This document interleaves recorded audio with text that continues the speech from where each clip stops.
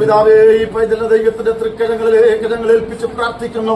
അങ്ങയുടെ മഹത്വത്താലും ശക്തിയാലും കൃപയാലും ഈ പൈതലിൽ നിറച്ചനുഗ്രഹിക്കേണ്ടതിനായി സ്തോത്രം. കർത്താവിനെ സാക്ഷിക്കുവാൻ വേണ്ടി ഈ ജലാശയത്തിൽ നിൽക്കുന്ന ഈ പൈതലിന്റെ മേൽ ദൈവത്തിന്റെ അത്ഭുത സാന്നിധ്യം വെളിപ്പെടുമാറാകണമേ.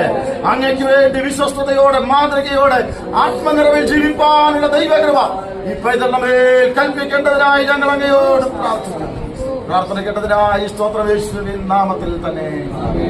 പ്രിയ ജോഹാനയോട് ഞാൻ ചോദിക്കുന്നു, കർത്താവായ യേശു ക്രിസ്തുവിനെ സ്വന്തം രക്ഷകനെ കർത്താവുമായി പ്രിയ മകൾ സ്വീകരിച്ചിരിക്കുന്നുവോ? സ്വീകരിച്ചിരിക്കുന്നു. എന്റെ ജീവിതകാലം മുഴുവനും വിശ്വസ്ത സാക്ഷിയായിട്ട് മാതൃകയോടെ ഈ സഭയ്ക്കും ദേശത്തിനും സാക്ഷിയായി മാതൃകയോടെ ജീവിപ്പാൻ നീ ആഗ്രഹിക്കുന്നുവോ? യേശു കർത്താവിനെ ദൈവപുത്രനെന്ന് പ്രിയ ജോഹാന വിശ്വസിക്കുന്നുവോ? വിശ്വസിക്കുന്നു. അവളുടെ സാക്ഷ്യം ഇന്ന് നമ്മൾ കേട്ടിരിക്കുന്നുണ്ട്. ഇവിടെ ദൈവം നൽകിയ ആത്മീയ അധികാരം ഉപയോഗിച്ചുകൊണ്ട് ഇവിടെ ജലത്തിൽ സ്നാനപ്പെടുത്തുവാൻ ദൈവാത്മാവിൽ ആഗ്രഹിക്കുകയാണ്.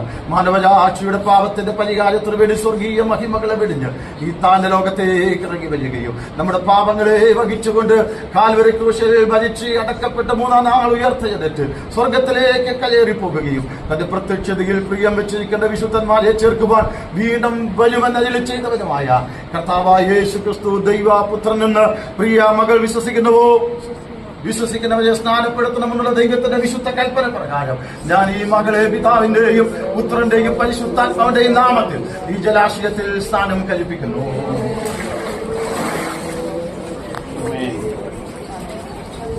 മരണപര്യന്ത വിശ്വസ്തയായിരിക്കാം, എന്നാൽ നീ ജീവകിരീടം പ്രാപിക്കുന്നു.